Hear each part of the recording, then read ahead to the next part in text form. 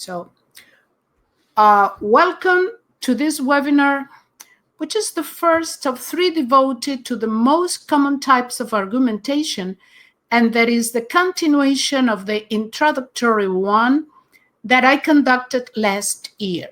Welcome all the registered people, and very especially welcome you that have decided to be with me right now, the attendees. Thank you very much for being with me today. So today I will present in a basic way classical argumentation that is an important element of academic writing. Usually, we associate the word argue to exchange or express diverging or opposite views in a heated or angry way.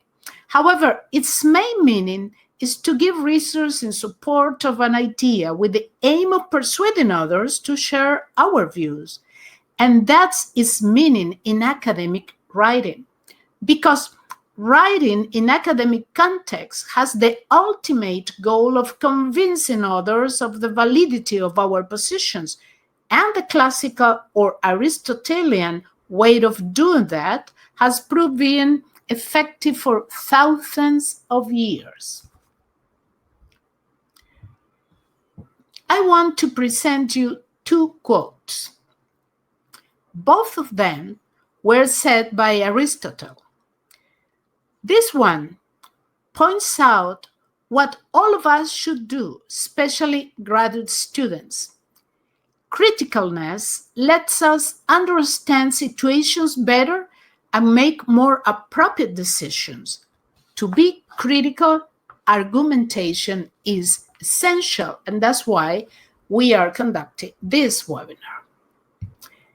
And the second quote really points out a paradox that has persisted throughout centuries. Despite how much human race has developed intellectual power, being unable to defend ourselves with reasoning and speech is not considered awkward, as not using limbs is. Not being able to argue our position makes us be less human than not using fists to defend them. But, as I said before, human race has not been able to solve this contradiction. Let me introduce you into the realm of classical argumentation, one of the ways to be more human. And this is the agenda for today, from concepts to a way of improving your mastery of classical argumentation. Since argumentation is a complex issue and you cannot master what you don't understand, it is necessary to present 3 concepts that are intimately related when we argue. Remember that you can write down on the chat tab whatever question you have or whatever comment you want to do.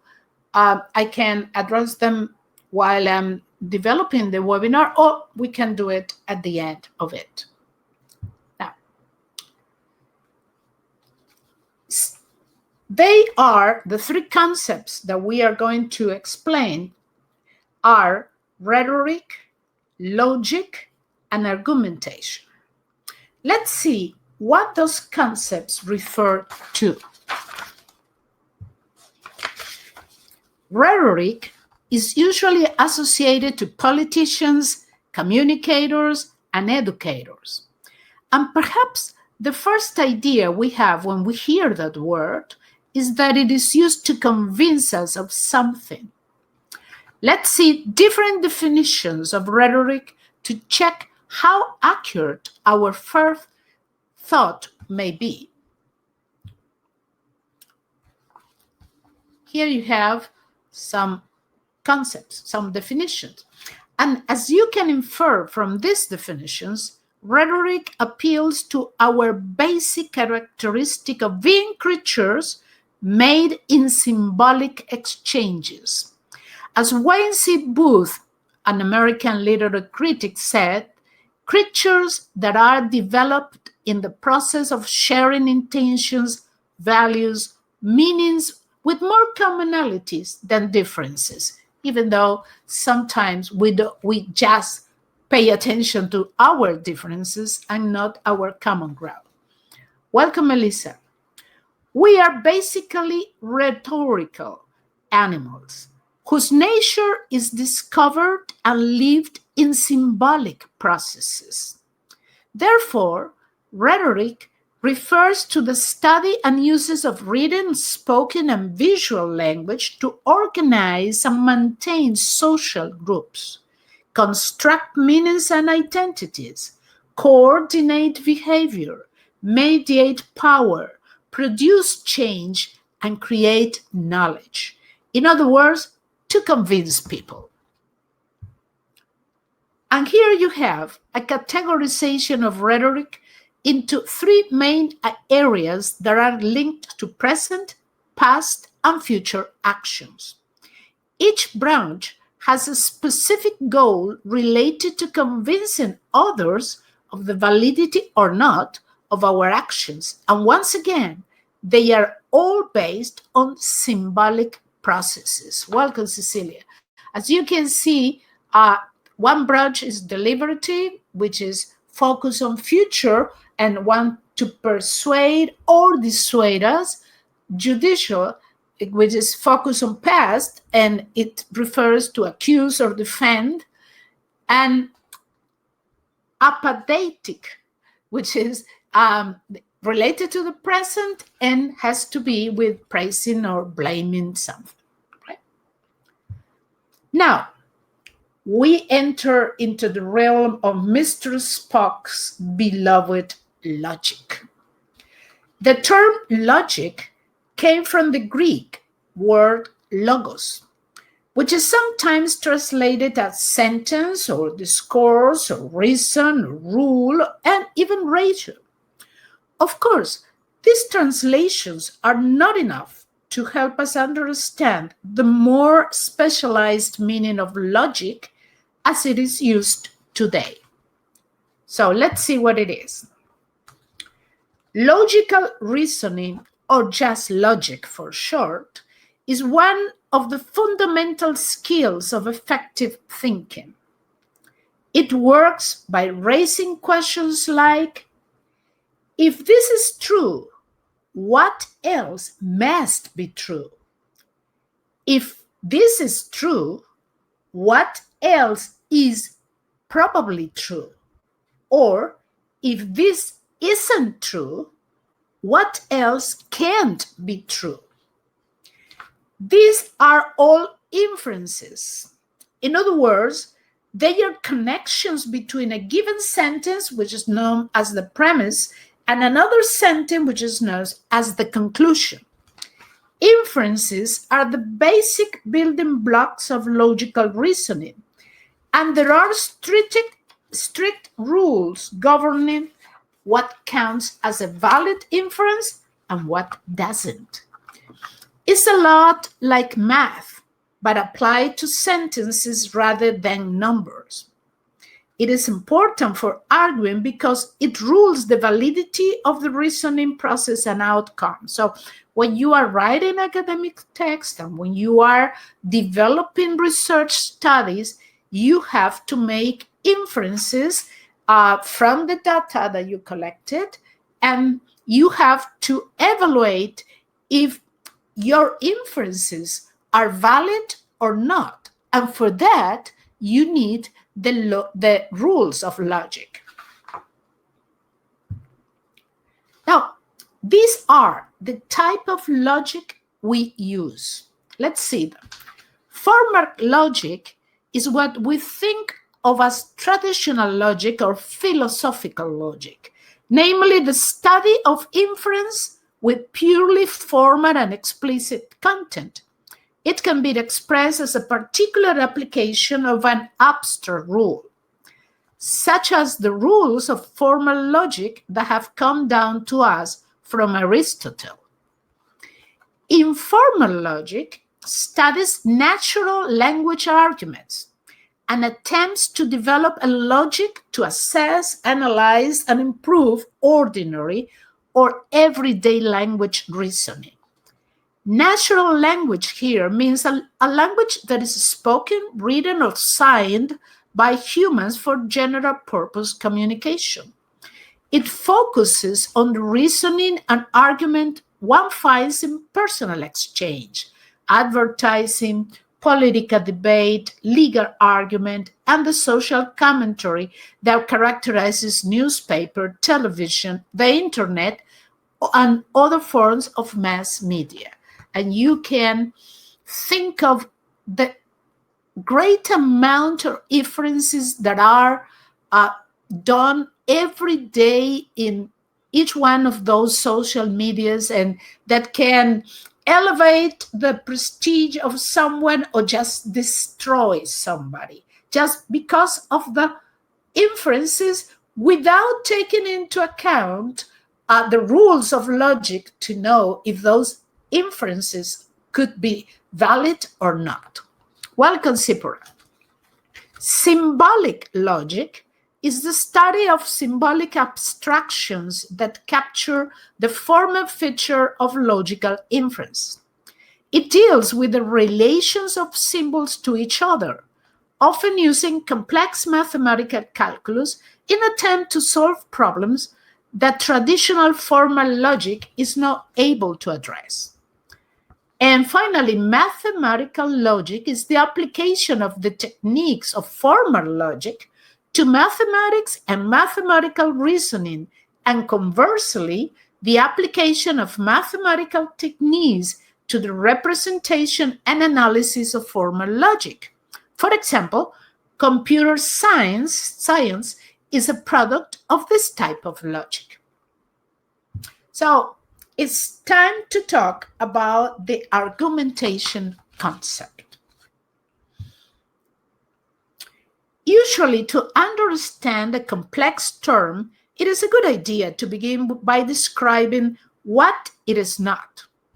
In this case, argumentation is far from being an action based only on opinions, an absence of logical reasoning or empirical evidence. Neither it is a matter of providing just facts without ideas that can be challenged and discussed. From this, we can infer that argumentation supposes a supported discussion of points of view. That discussion cannot include wrong courses of thinking, either deliberately or not, because its results would be invalid and therefore would not be useful to convince people. So, if argumentation cannot be based on opinions or include just facts or have absence of ideas to discuss or wrong thinking, then what it is? Let's see what it is. To know what argumentation is, we need to look at different concepts of it and infer what they have in common. The first definition is focused on argumentation as a process. The second one establishes its main goal. The third definition presents two main elements of it, claim and evidence, while emphasizing that it's a process. And the final definition extends the idea from an individual process to a social one.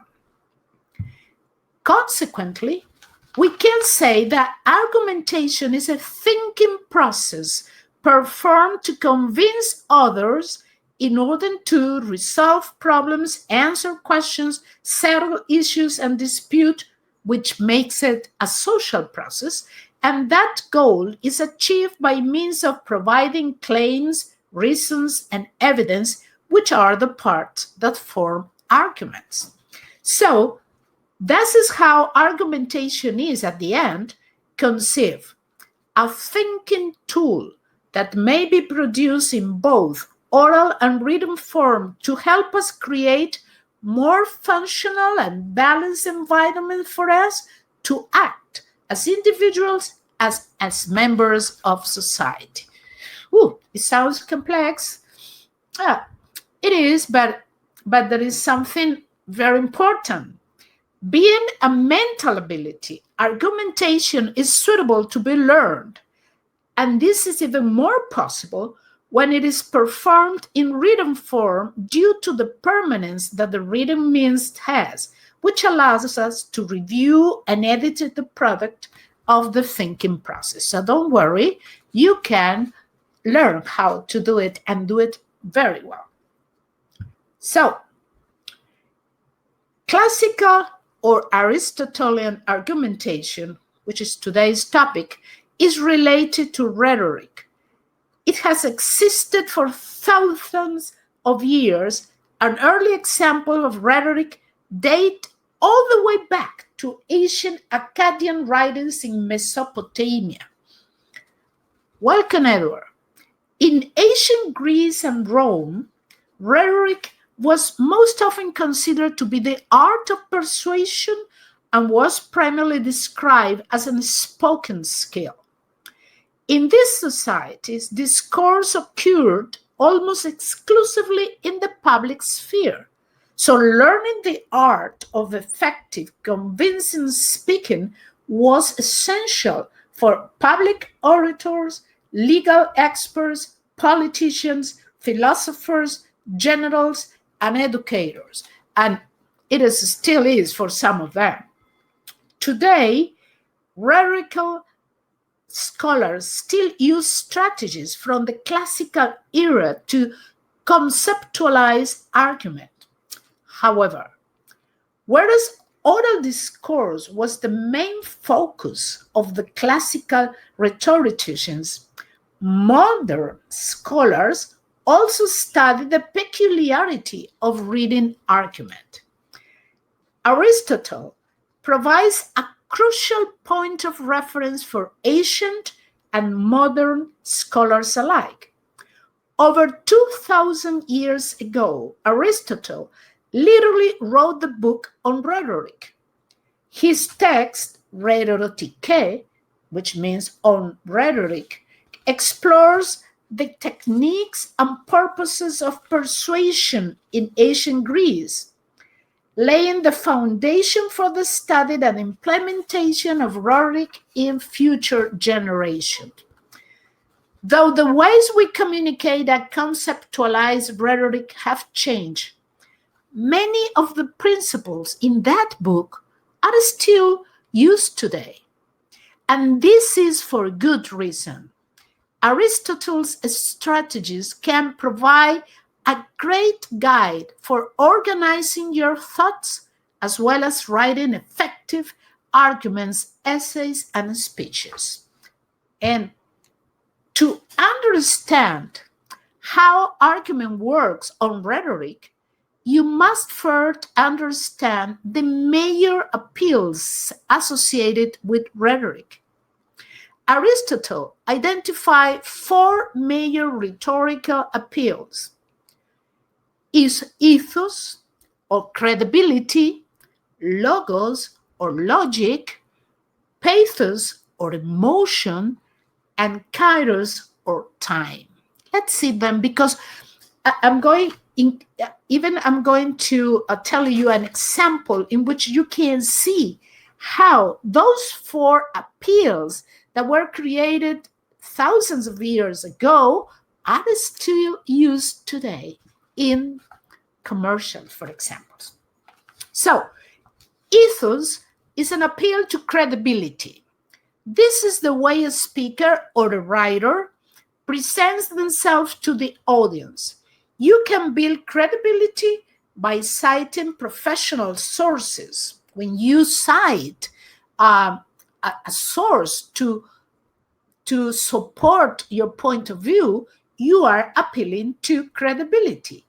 Using content-specific language and by showing evidence of your ethical, knowledgeable background. Welcome, Clyde. Logos is an appeal to logic. That's, as I said before, Mr. Spock's real, right? This is the way a speaker or writer appeals to the audience through practicality and hard evidence. You can develop logos by presenting data and a statistic and by crafting a clear claim with a logically sequenced argument. Pathos is an appeal to emotion. This is the way a speaker appeals to the audience through emotion, pity, or passions. The idea is usually to evoke and strengthen feelings already present within the audience. This can be achieved through storytelling, vivid imagery, and an impassioned voice. And kairos is an appeal made through the adept use of time. This is the way a speaker or writer appeals to the audience through notions of time. It is also considered to be the appropriate or opportune time for a speaker to insert themselves into a conversation or discourse using the three appeals listed above.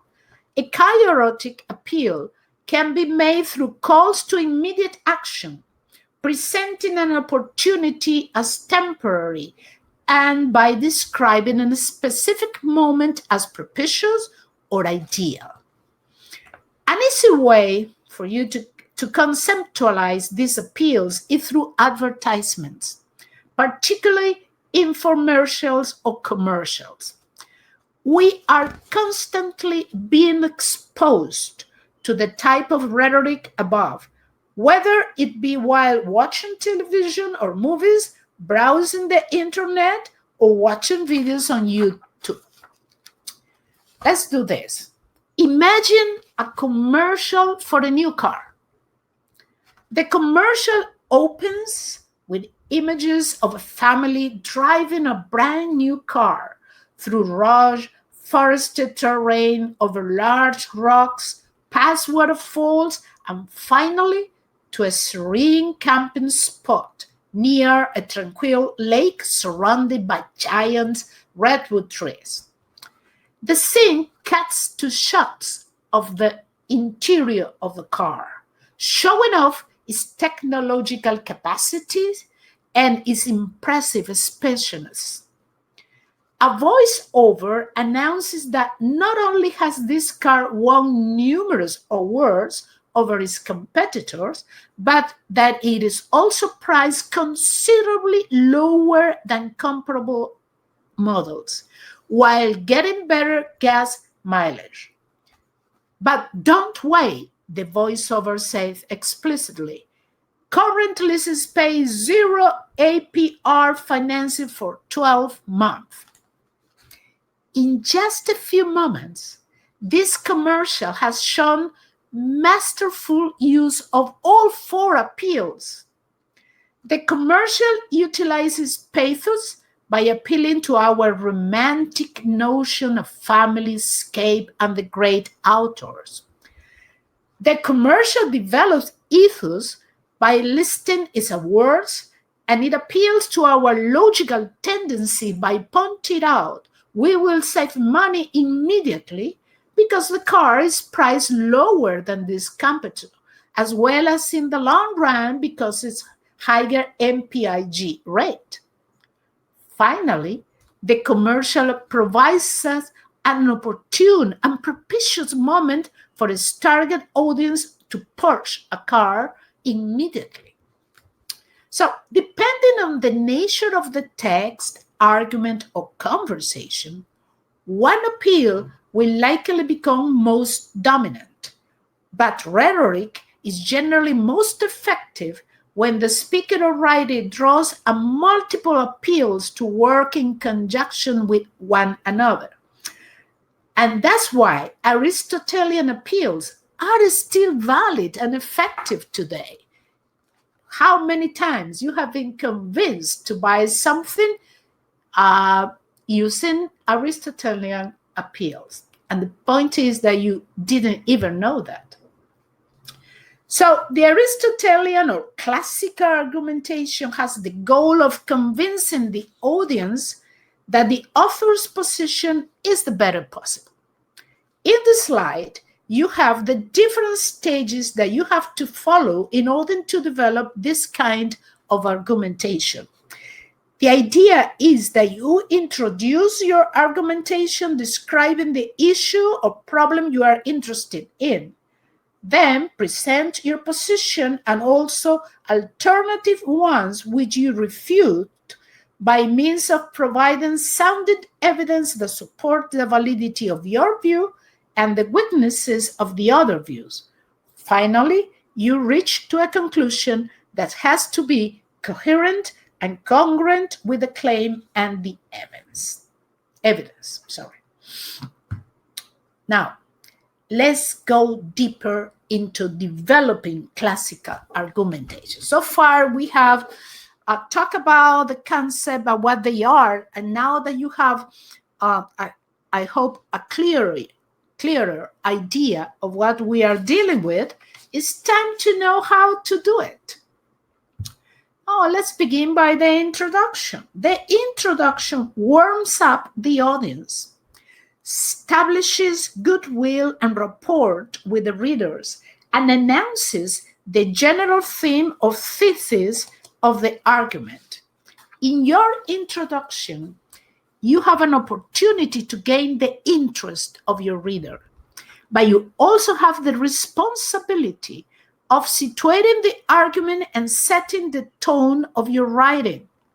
That is, you should find a way to appeal to the audience interest while also introducing the topic and its importance in a professional and considerate manner. Something to include in this section is the significance of discussing the topic in this given moment. That's the kairos, that appeal. This is the moment to study this.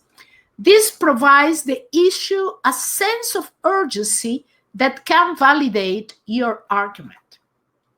This is also a good opportunity to consider who your intended audience is and to address their concerns within the context of the argument. Now, the narration. The narration summarizes relevant background material, provides any information the audience needs to know about the context and circumstances that produce the argument, and set up the stakes or what is at risk in this question. In academic writing, this often takes the form of a literature review. The narration provides relevant foundational information and describes the social context in which your topic exists. This might include information on the historical background, stating recent changes or updates to the topic, social perception, important events, and other academic research. This helps to establish the rhetorical situation for the argument, that is, the situation in which the argument is currently as impacted by events, people, opinion, and urgency of some kind.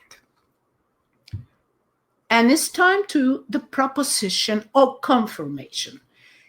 It is where you present your position or stance, as well as the claims and evidence that back up or substantiate the thesis of your argument.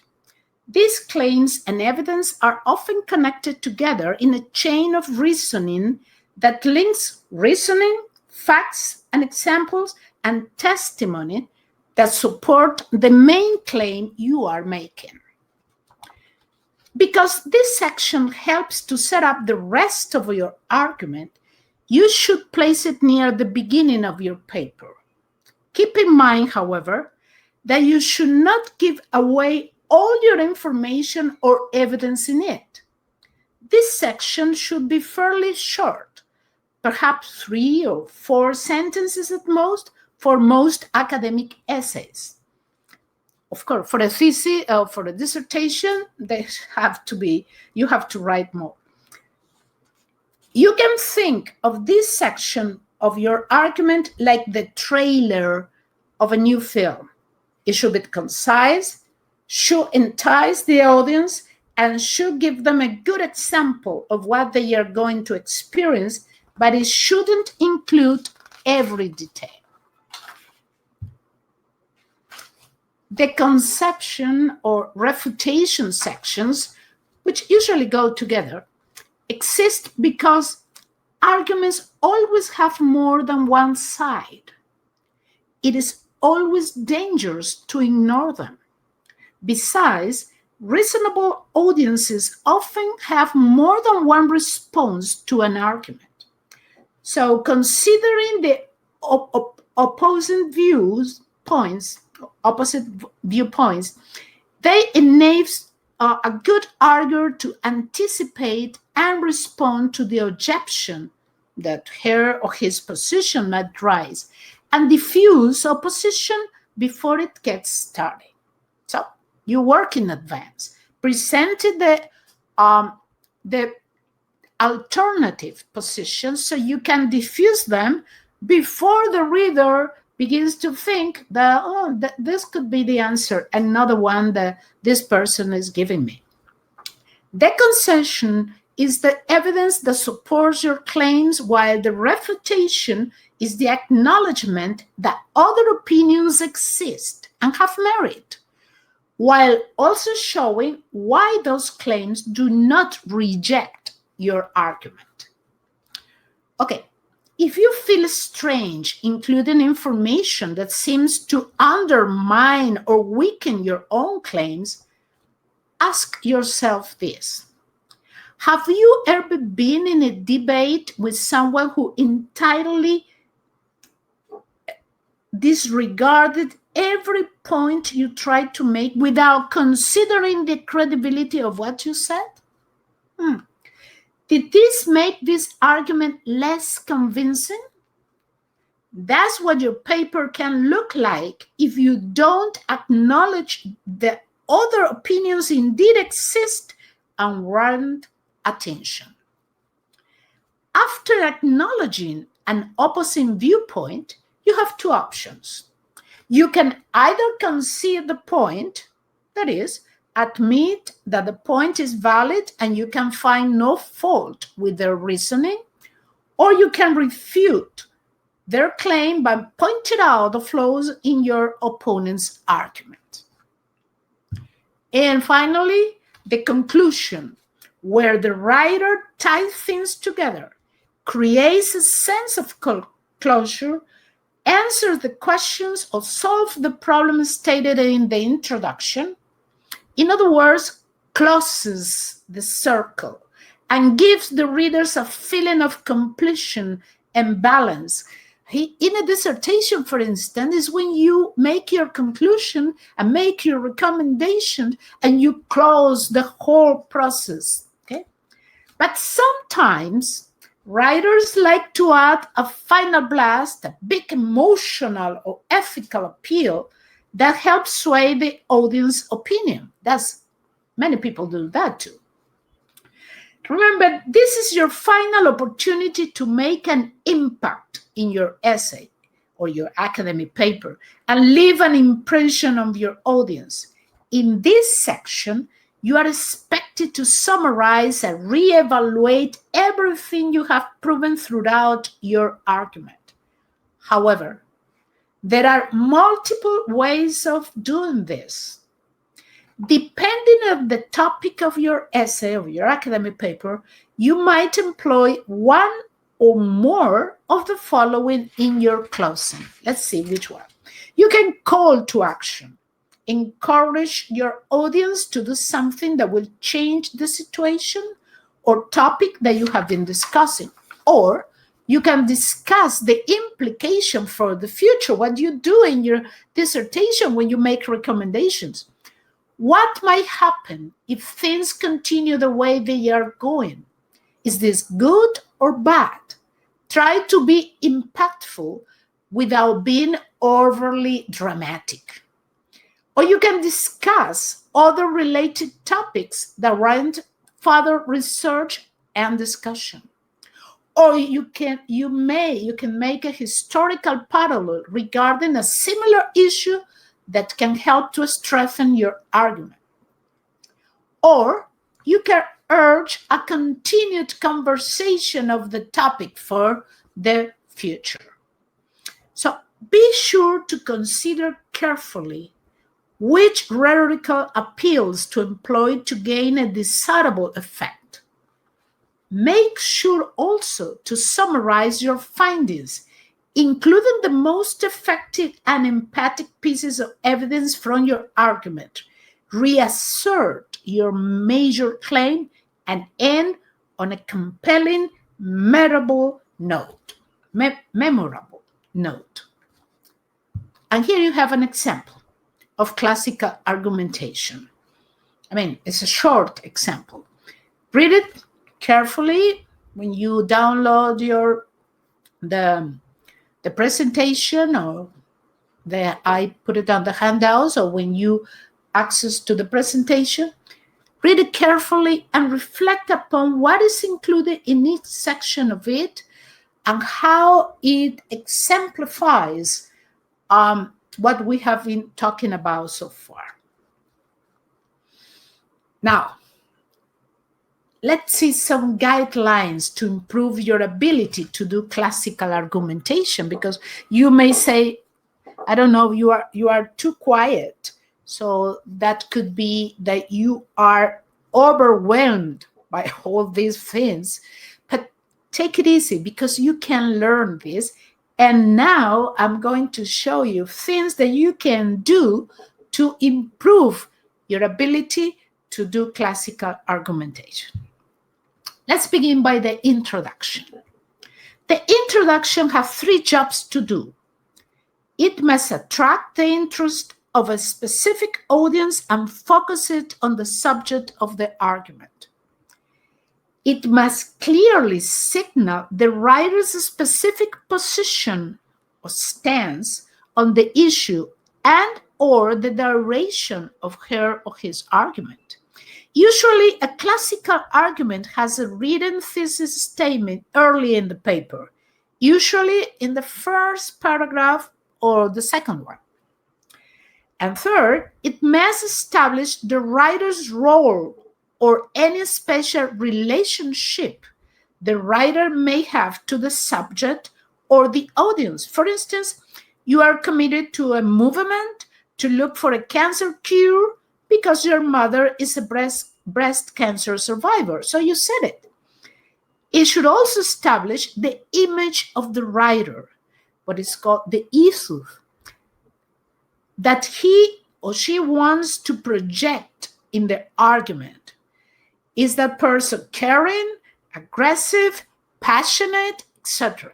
The ethos will give the reader a good idea of what kind of person you are and what is your stance in relation to what is being discussed. So in writing, the first 2 parts of the classical argument, the introduction and narration, are often run together. In speaking, the introduction often served as an icebreaker for the audience, since the writer needs to focus on grabbing and focusing attention rather than making the audience feel comfortable before beginning the argument. A written classical argument usually condenses these 2 elements into one. So in speaking, they are usually apart, but in writing, they could be together, even though in a dissertation, the introduction is the first chapter and the second one, the narration, is your literature review. Some of the most common devices writers use in a classical introduction are a focusing event, a quotation, a question, a statement of a problem or controversy, which is your problem statement, a representative analogy or case, an attack of an opposite point of view, especially if it is a more popular one than yours. When the other one is more popular than your position, you can attack it in the introduction. Or a confession or personal introduction. That's not too much used in academic writing, but you have to be aware of that. In the slide, you have some questions that may help you develop the introduction of your argument following the classical approach to argumentation. And the narration must provide background information to make sure that the audience is aware of both the general problem as well as the specific issue or issues the writer is addressing. For example, not just the problem of pollution, but the specific problem of groundwater pollution in, let's say, Colombia, for instance. The slide presents a set of questions to guide you when developing the narration section of your argument. Now, the confirmation or proposition lays out in a logical order, usually strongest to weakest or more obvious to most subtle, the claims that support the thesis, providing evidence for each claim. Remember that a rational audience has strong expectation of the kinds of proof you will and will not provide to help it accept your point of view. When creating an argument, you need to generate support for your thesis statement. To that end, you may employ what is called either artistic or inartistic proof. You say, oh, what's that? I haven't heard that before. Well, artistic proof are proof or evidence that the speaker must invent, like definitions, comparisons, relationships, circumstances, testimony, notation, and conjugates. Inartistic proofs are proof which are not supplied by the arguer efforts, but existed beforehand, such as witnesses, admissions, written contracts, photographs, video clips, polls, and scientific experimentation. In other words, facts. A person that masters rhetoric is able to study facts and bring them together in a composition that is interesting, persuasive, and useful to others. That's what you try to do when you write your academic text. This slide illustrates the kind of question you need to ask in order to develop the proposition or confirmation section of classical argumentation. Now, refutation and concession. You want to concede any points that you would agree on or that will make your audience more willing to listen to you, as long as they don't fatally weaken your own side. Here is a place to use both pathos, remember that is emotion, and ethos. By considering, which is evidence, by considering those matters of feeling and values that you can agree on, while stressing the character issues, you can create the opportunity for listening and understanding. But you will also have to refute, that is, counter or out-argue the points your opposition will make. So, as I said before, if you do it in advance, you are going to be prepared to destroy them if it is necessary. You can do this in 4 ways. Listen. You can show the use of facts, reasons, and testimony that the opposing point is totally wrong. You must show that the opposing argument is based on incorrect evidence, questionable assumptions, bad reasoning, prejudice, superstition, or ill will. That's the first way of doing it. The second one, show that the opposition has some merit, but is flawed in some way. For instance, the opposing viewpoints may be true, only in some circumstances or within a limited sphere of application, or it may only apply to certain people, groups, or conditions. When you point out the exceptions to the opposition rule, you show that its position is not as valid as its proponents claim it is. The third way is show that the opposition has merits, but is outweighed by other consideration. You are claiming, in essence, that truth is relative. Like Einstein said, when a difficult choice has to be made, we must put first things first. For instance, you may say that, yes, it is true that my proposal is expensive, but consider the cost if we do not undertake it, or how much the price will go up if we wait to undertake it, etc. And the fourth way of refuting an argument is to show that the reasoning used by the opposition is flawed. In other words, that it contains logical fallacies. A fallacy is a kind of error in reasoning or a failure to provide adequate proof for a belief.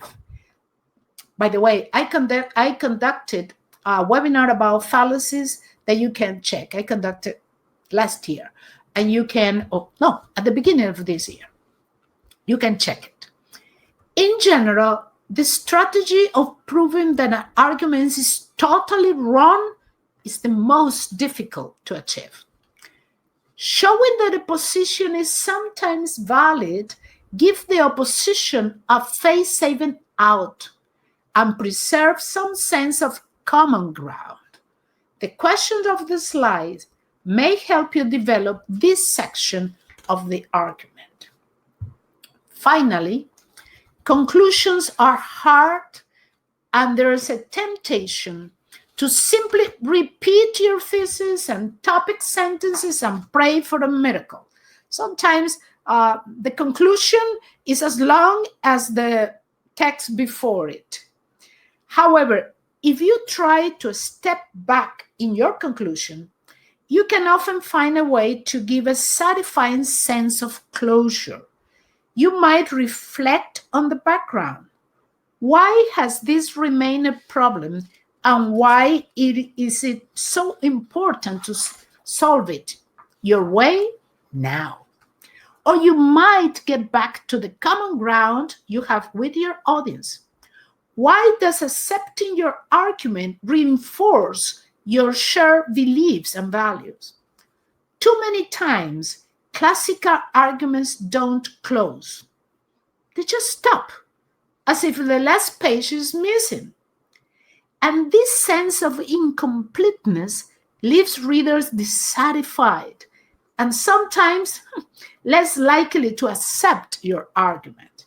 So spending a little extra time to round the conclusion out is almost always worthwhile in making the argument more successful. The questions presented may help you do that. And I want to give you this tool, a tool to write argumentative paper. It is a set of steps to develop the writing process. You can use it for classical argumentation and for the other types of argumentation that we are going to talk about, and the ones that we are not going to talk about, because this is a set of procedures to develop the writing of argumentation. So it is important to point out that any writing begins with a preparation stage. And that's even more necessary when writing an argumentative text due to the kind of goal and elements involved in it. So you have to be prepared. You have to prepare your work. That's why the first step is focus on pre-writing activities, which guide you to gather essential information like what the problem or issue is, your position and other people's view in relation to it, what you want to argue and refute, and the specific claim you want to make. Since the validity of a claim is based on the evidence that supports it, you have to find that evidence and then do a deep analysis of it. To do that, you have to search sources and select the most appropriate ones to support and refute all the points of view, including yours. You also need to make annotation of what the evidence is and how it really supports the different claims. To make the support explicit, you need direct quotations and paraphrased ones. Remember that not all quotation can be direct ones. The University of Adelaide Writing Center has explained this point in a very clear way that I want to share with you. Listen, you should paraphrase first to demonstrate your understanding of the ideas of the author. 2, to assist your readers by explaining difficult concepts or terminology. 3, when the original ideas are impressive, but the original wording is less so. 4, when you want to change the emphasis of the idea to better match your own context. And 5, to avoid overuse of direct quotes and then the consequent risk of losing your own voice. And you should quote when the original wording is engaging for the reader and you feel you could not match this. If the quote is particularly well known, or where the exact words of an authority would lend support to your own ideas, or when you want to give the author's exact position. Then the next steps are to write your draft, review it, and publish it. And when I say publish it, it basically means that you let other people read it, and you ask for the opinion of those people. And during the whole process, remember to argue logically, avoid fallacies, and use an academic tone. Okay?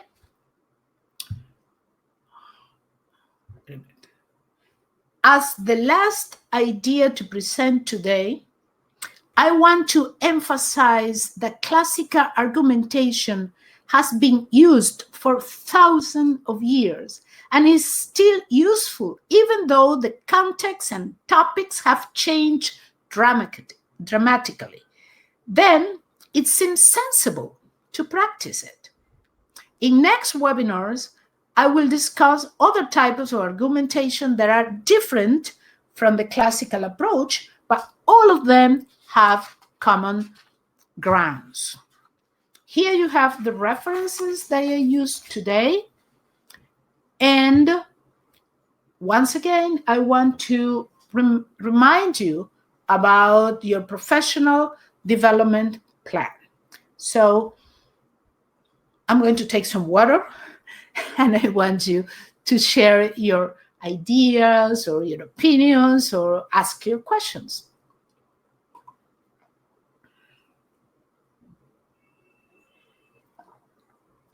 By the way, welcome, Naprit. Are you shocked? Overwhelmed? As Mr., are you still happy? Like at the beginning of this?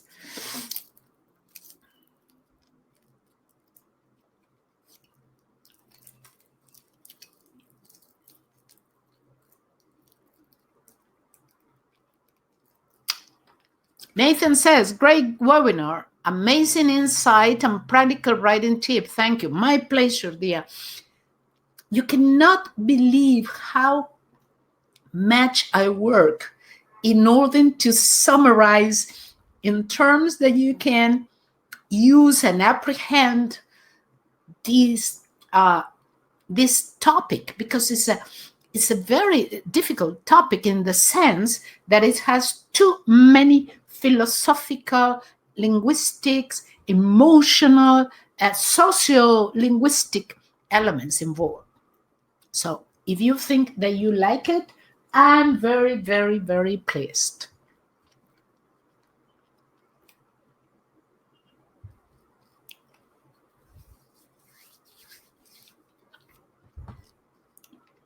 Any question? Adrian, are you feeling well? Oh, here you are. Here you come. Adrian says, classical argumentation sounds very much like the standard 5-paragraph argumentative essay I was taught to write in preparation for college entrance public exam. I told you it has been used since thousands of years ago. So it is very, very useful, especially when you are arguing your position in academic paper, or you are arguing the findings of a study.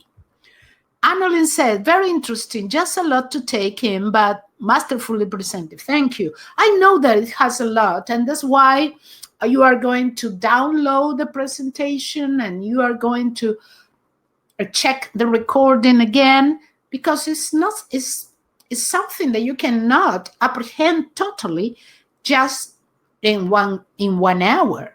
But now that you have it, you can reflect upon it and practice.